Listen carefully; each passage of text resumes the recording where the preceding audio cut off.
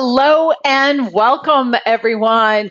It is so fun to see everybody here. Some of you I talked to this morning or this week. Some of you it's been a few weeks. Some of you a few years. It is so fun to see you all here. And there are a few I'm looking forward to meeting still. So our topic today is coaching and leadership development. Such hot topics, both of them. We are going to have a great time with this. Many of you did submit questions ahead of time, so I do have those. I was looking at those, and I want to share with you. A couple of you were also asking about specific examples in terms of actually doing the coaching with leaders. So what I'm going to say is this. At the end, I'm going to invite those of you who want to do a role play, and I'll be the coach and you can be that leader, and we can do a role play of a conversation. So be thinking about whether or not you're brave enough to do that. During the call today, of course, you are more than welcome to type questions as we go through. I will monitor that question panel. I did work to cover what you were asking in the questions you submitted ahead of time. And for those of you who want, if you have a question during the program, raise your hand. I will unmute you individually. You can ask your question, and that way we get lots of interaction. So it's a good thing when you want to do that. All right. Where are we going with this conversation today? We have a quick 30 minutes. We will start by defining coaching and talking about, hey, how is that actually working? Then we will define leadership and discuss how that works. We'll move into defining leadership development and what happens there. Then we're going to look at coaching as a skill set specifically.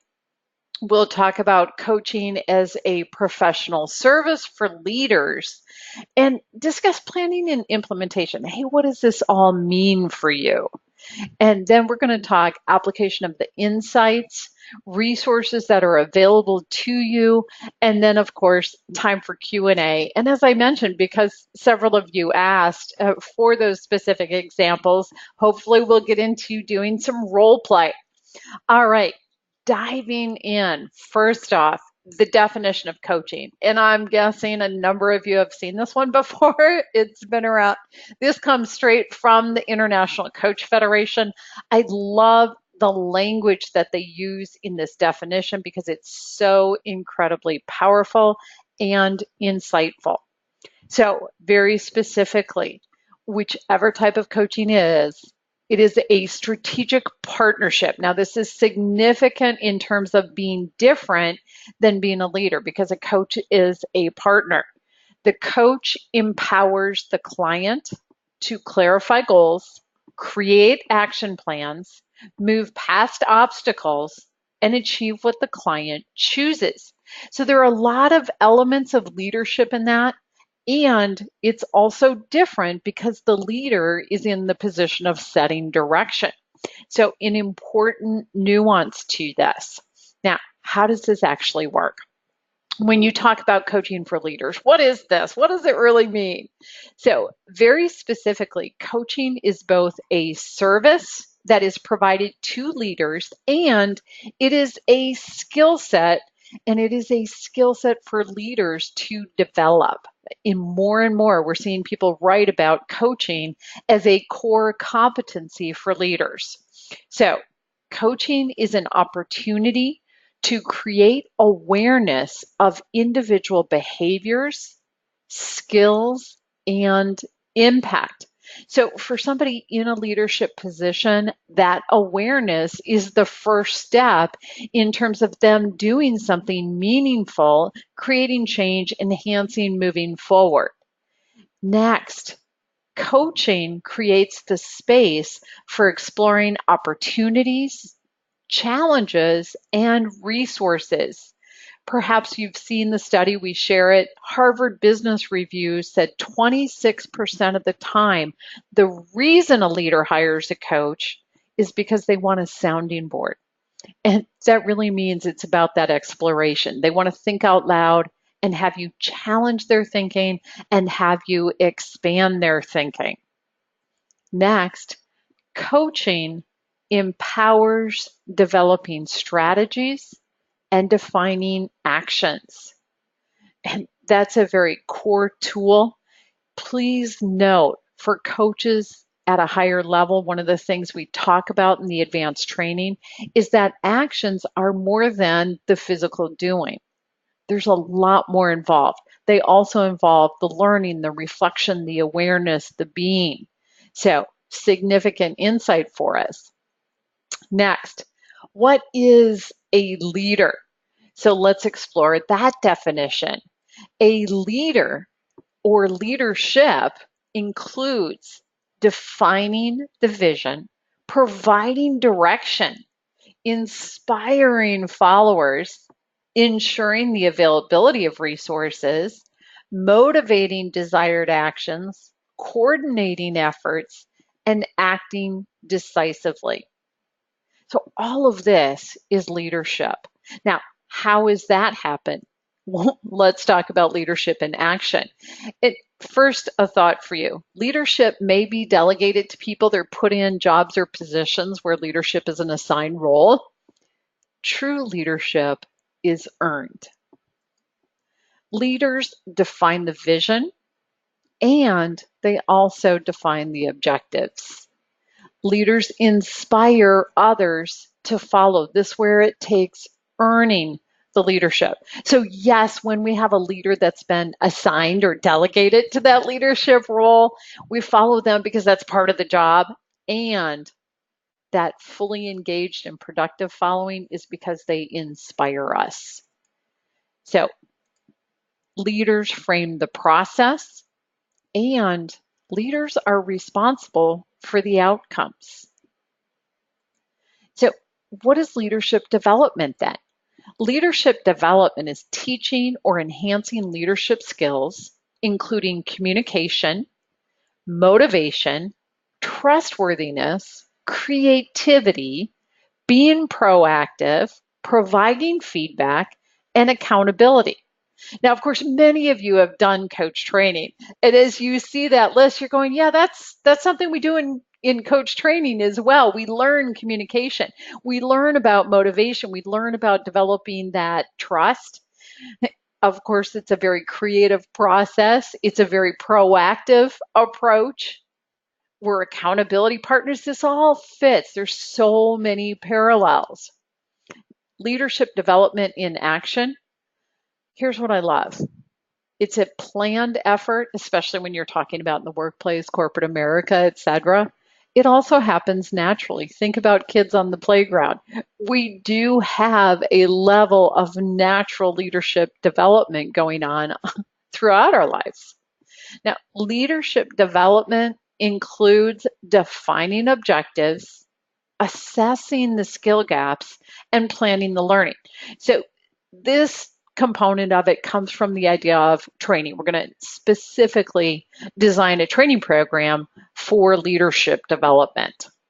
Leadership development includes mentoring. So there are a lot of great mentoring programs out there, the training programs, and it also, in the corporate setting, will include stretch assignments. Leaders are developed through experience and through education. So we've got our definitions and we've got how these work in action. So now let's start pulling the two of them together. Coaching in and of itself is a professional service for leaders. Now, several thoughts for you here. First, and I am hoping to get a reaction from people. This tagline to me is a great way. How many of you struggle to say to somebody, oh, I'm a coach? Well, what does that mean? What do you do? If you said to them, coaching is advanced development for advanced results, does that explain it for your clients? And think about it. When you consider coaching for leaders, this is exactly what it's all about. It's an advanced development for advanced results. So let's build on that.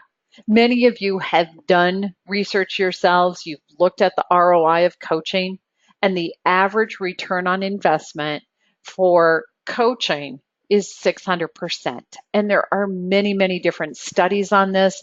It's powerful. So, this is one of the reasons organizations across the world have coaching programs because the return on investment is so incredibly high. It's really gotten to the point they can't afford not to have a coaching program. So, that in and of itself is significant. Another thought for all of you, back to a coach is that sounding board. So when you think about a leader in the C-suite, for example, how much they can say, who they can say it to, all of that becomes a bit of politics and different things play into that. What's appropriate, what isn't. Well, when a leader has a coach, they really are thinking out loud. They've got that safe, confidential space and opportunity to do that. And the coach is going to challenge their thinking. They're going to expand their thinking. They're going to ask questions and they're going to push that leader to go beyond those initial thoughts and really develop it and flush it out. And that in and of itself is an amazing service for somebody in a leadership role. Next, oops, I clicked the wrong way. Sorry about that. Coaching creates the space for developing strategies and for developing action steps. So sometimes a leader wants those action steps as well, and sometimes not. That's okay. That strategy development is huge. And when the leaders are working with that, you're seeing incredible change, powerful impacts in the workplace. And having a coach is accountability. So ultimately, when you think about somebody in the C suite, that accountability to the coach is a wonderful tool for really advancing who they are and what they're doing. Okay, so we've got definitions, we've got coaching as a service for leader. Now let's shift into coaching as a skill set. So, very specifically, coaching is a set of skills, the 11 core competencies that are defined by the International Coach Federation. What's interesting about this is so often we're still faced with misunderstandings in the workplace. You see people use the word coaching interchangeably with mentoring, even when they're completely different. They're misunderstanding the difference between a leader, a coach, a consultant, a mentor, any number of different roles. And it is, in fact, incredibly, incredibly different. Now, as a skill set, what does that mean for leaders? Well, ultimately, here's what's being said out in the world around us.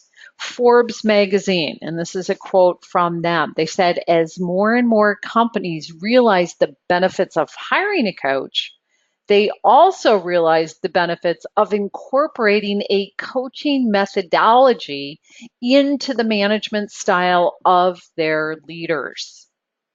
So it is a skill for leaders to develop. Talent management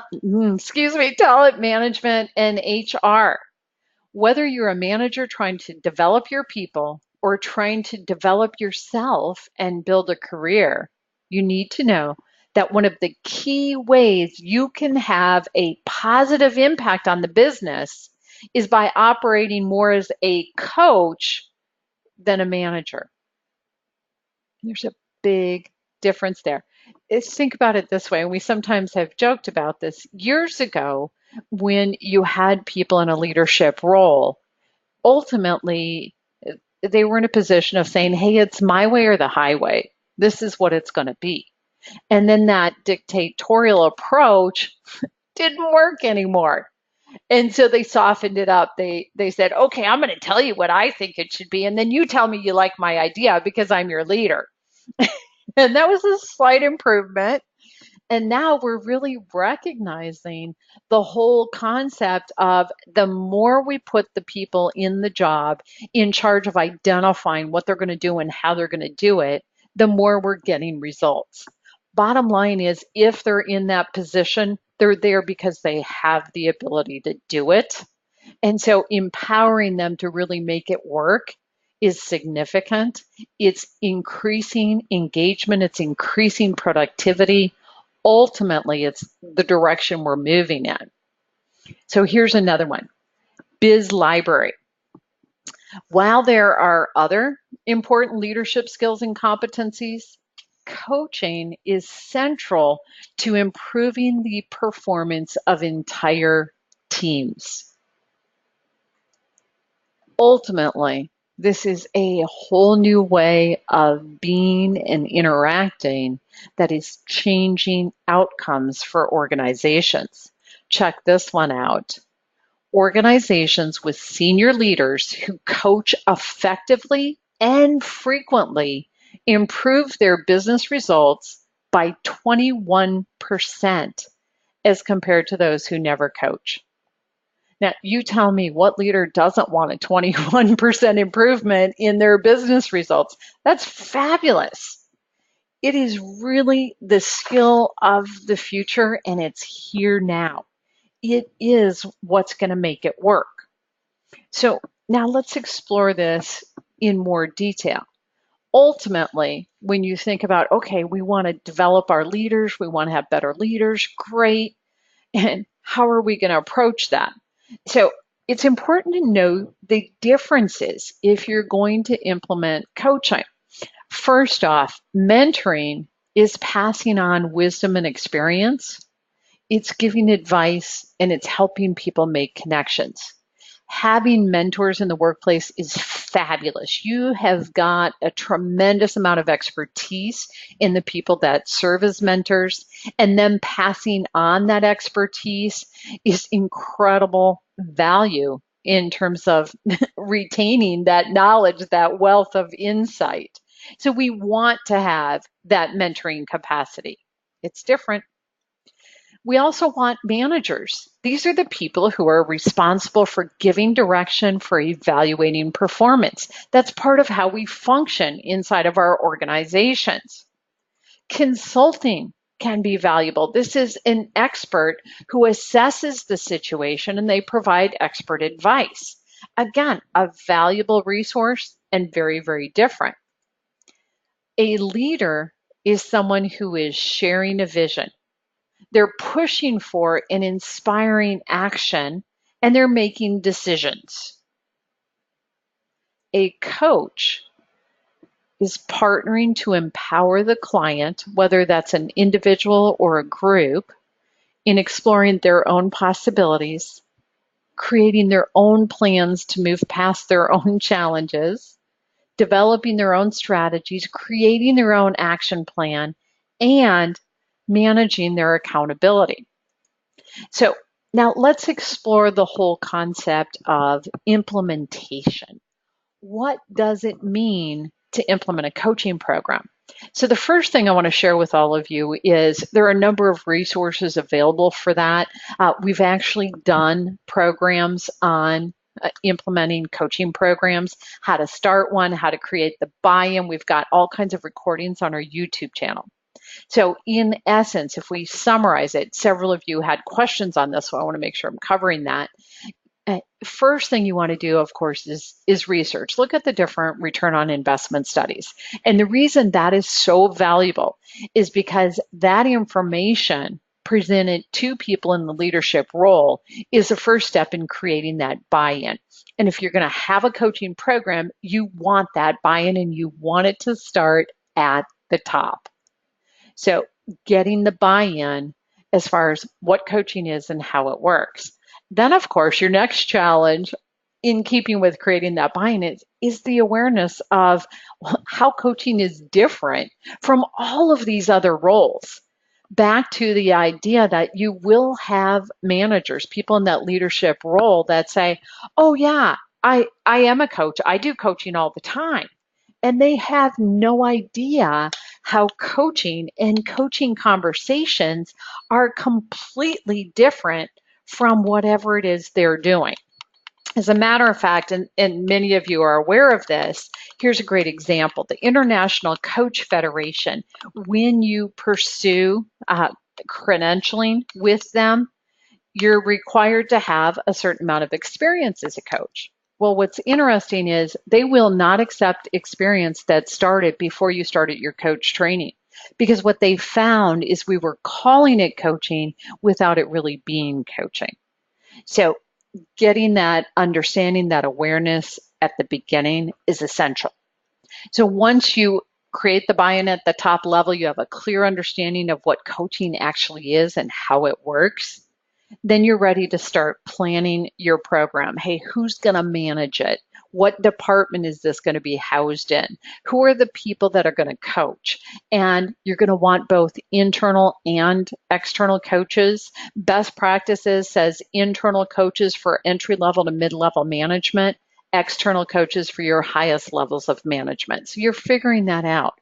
You're also ideally putting together some sort of a program outline or a manual where you're saying, hey, this is what the process is. This is how somebody is approved to be a coach. This is the training we provide for them.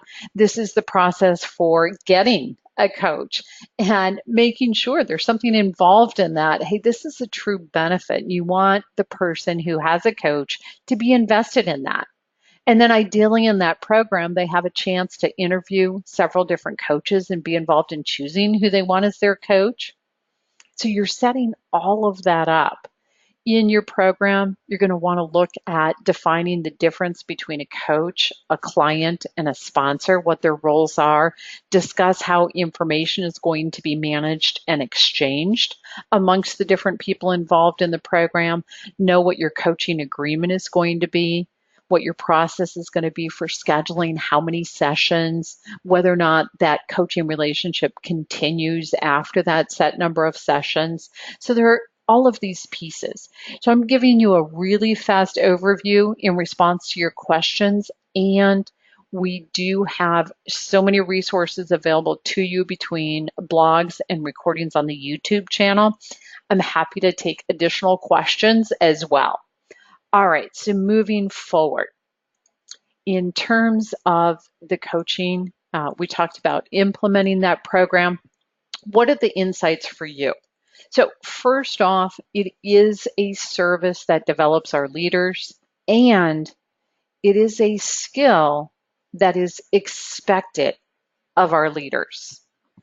Okay, so one of the things I mentioned when we started is I'm happy to do a role play, and I worked hard to make sure we have a few minutes for that. So here's my question. Several of you asked for examples on how to coach a leader. Who is brave enough to raise your hand or type into the question panel as volunteer, and I will coach you. So the idea is you have something you want to talk about, and we'll do a role play. You're the leader, and I'll be your coach. Who's brave enough to take that on?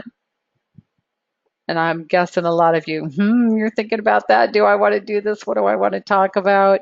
And there's a lot of you here, by the way. All right, I've got somebody brave enough. So Shelly, I'm seeing your hand up. Hi, Shelly, how are you? I'm doing great. What about yourself? Doing awesome, doing awesome. So we're going to do a role play, and you're going to be the leader, and I'm going to be your coach. Are you ready for this? I am. Awesome. Shelly, what do you want to talk about? Well, I have a manager on my team that, quite frankly, does not have very good soft skills. Okay. He is excellent at, gathering data, but I'm getting a lot of complaints from his employees that he's a terrible manager, and they don't even call him a leader. I really could use your help to know what to do next. Okay. So Shelly, let me ask you, what is your ideal outcome? Ideally, I'd like for him to grow in the role of a leader, and quite frankly, I don't want to lose very key employees that report to him because they are high producers, bring great enthusiasm. So retaining talent and being able to develop this manager would be an ideal scenario. Okay. So you want him to grow in the role, you want to develop him in that manager leadership role, and you also want to retain the talent underneath him. Mm-hmm. Okay. And what do you identify as the key challenges for making that happen? I would say his openness for coaching. I have had some of his peers, speak with him to try to give him some suggestions, getting his satisfaction, his employee satisfaction scores up, but nothing seems to be working. Okay. So you mentioned having peers give suggestions. What have you done in terms of actually having coaching available for him? Well, we're very limited on resources in our organization, and we don't have any internal coaches. We're a mid-sized company, and so I really can't afford to send him out to get a coach. Okay. What is the cost of not having a coach for him? Losing key talent. Okay. And what is the cost of having a coach? I really am not sure. I heard some figures like $1,000 up to $5,000, and we just don't have the budget for that. Okay.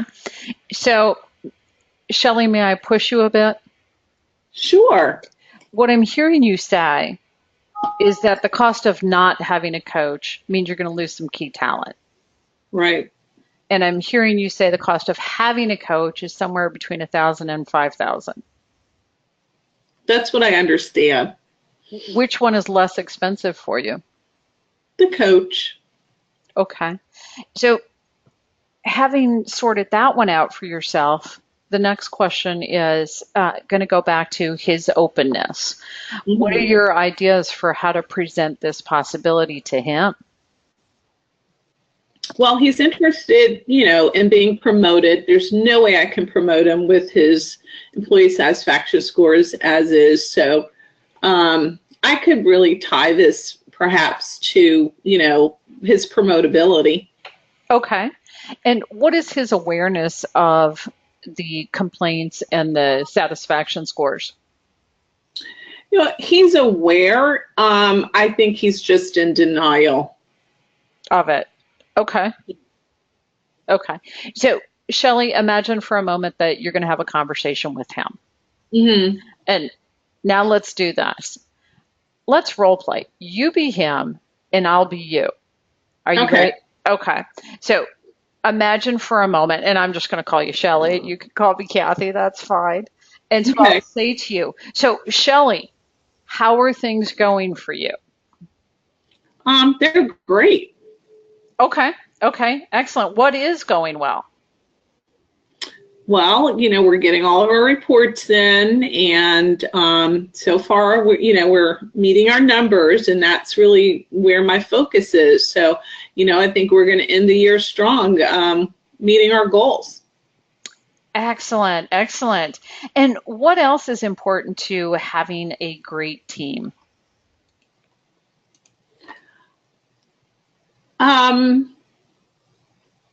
Well, I want to make sure that, everyone has opportunities to advance. So, I've been working with my team members to look at developmental opportunities. There are a bunch of free workshops out there. So, I'm doing that as a way to reward them for the great productivity. Okay, that's fabulous. That's fabulous. And how is your relationship with the people on your team? I think it's good. Okay.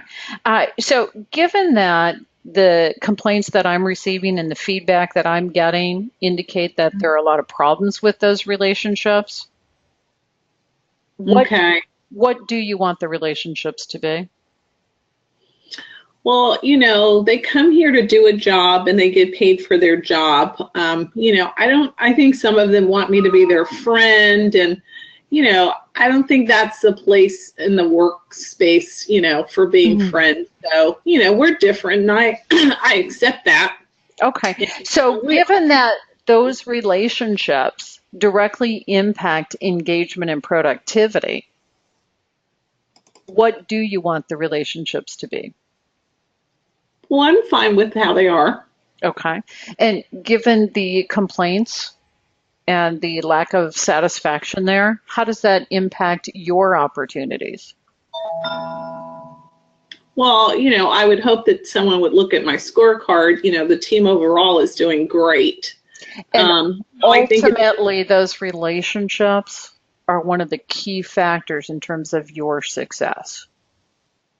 okay. So, with that insight and awareness, what do you want those relationships to be? Well, I want us to have good working relationships, I guess. Excellent, excellent. So, Shelley, I'm going to step out of that.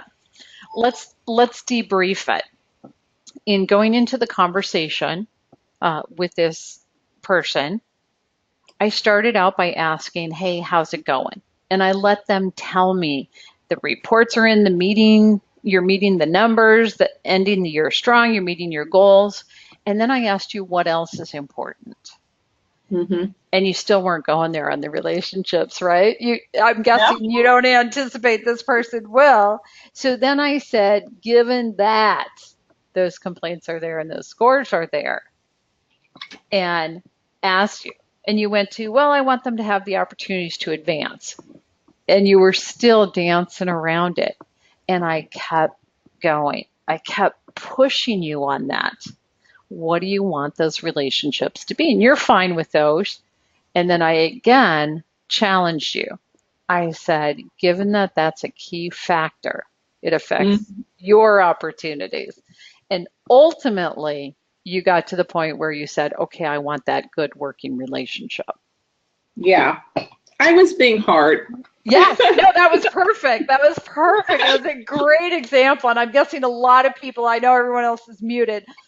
Please, everyone, type in your comments. I'm hoping that was helpful to you. What are your thoughts and questions from that role play? Because, Shelley, what we just did is turn the corner with that manager. Now that they have said, I want good working relationships, we can move into how do you define those good working relationships? What's the process to get there? What's going to make a difference for you getting there? Yes.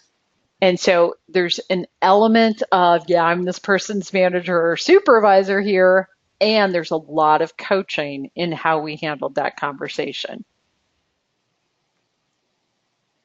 Good? Yes. Awesome. Shelley, I'm going to go ahead and mute you again. Thank you so much for doing this. I appreciate you coming on live. And by the way, we did get a few comments in.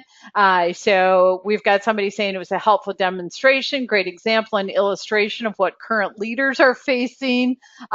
Great. Given you want to advance, what do you want your future role to be with your team members? Fabulous next question. That's from somebody who I know is doing coaching. So, really glad that was helpful, everyone. And Shelley, thank you again for doing that. All right. Let's see. Certainly highlighted the value of the investment. Nice. So, given that we've used our time very quickly, we are here and interested in supporting you, both the Center for Coaching Certification and the Center for Coaching Solutions. Do check us out online. Center for Coaching Certification is all about the training of coaches, and Center for Coaching Solutions is all about being your resource, whether that means providing coaches, it means supporting you as you design, develop, and manage a coaching program, having the external coaches, etc. So let us know on that. We do, of course, publish a couple of blogs every week. Each year we come out with a new book. We're well on our way with this year's book. So check those out. There's a fabulous content because many of these chapters are written by executives in leadership roles. So there's great content there. And of course, we do more webinars each month. We are available to you for a call or an email and supporting your programs. I do want to give all of you something. You've invested your time with us, you're here, and of course, I want to give that back. So if you are interested, you've got that opportunity for 30 minutes. Uh, Whatever you do, It's about you choosing the resources you're going to use, planning your process, implementing your own strategy, and achieving your results. So here's what I'm going to say. Yes, we've used our time, and I'm going to stay on afterwards as long as anyone's still here, making sure we're getting your questions answered. I want to take a moment and thank everyone for being here, for your time and your interest. Great having you. Great seeing all the faces on the list there. Do let us know how we can be helpful. I will send you an email with a link to the recording from today so that you can come back and listen to it again and access that. When I send you that email, if you want that 30 minutes, reply to me and say, hey, I want that 30 minutes, and I'm going to send you a link to the calendar. And you can go into my calendar online and you can pick a date and time that works for you. So thank you everyone for being here. And now what I'm going to do, and by the way, I appreciate your thanks in the question panel. Glad to hear this was good information and helpful to you. I am open to additional questions. So whether you type them in the question panel or you raise your hand and ask your questions there, we want to make sure that we are answering them for you. And so far, what I'm seeing scroll by is the thank you. So good, good to hear. Glad that's helpful to you. Um, and while I'm waiting for your questions, I'm reviewing the questions that were submitted ahead of time. Just want to make sure we covered everything. And based on the list that I have, it seems like we have covered what you wanted there. I'm not seeing any additional questions at this point. It does seem like we are complete. So thank you everyone for being here. We look forward to staying in touch and continuing to work with you. So thank you so much.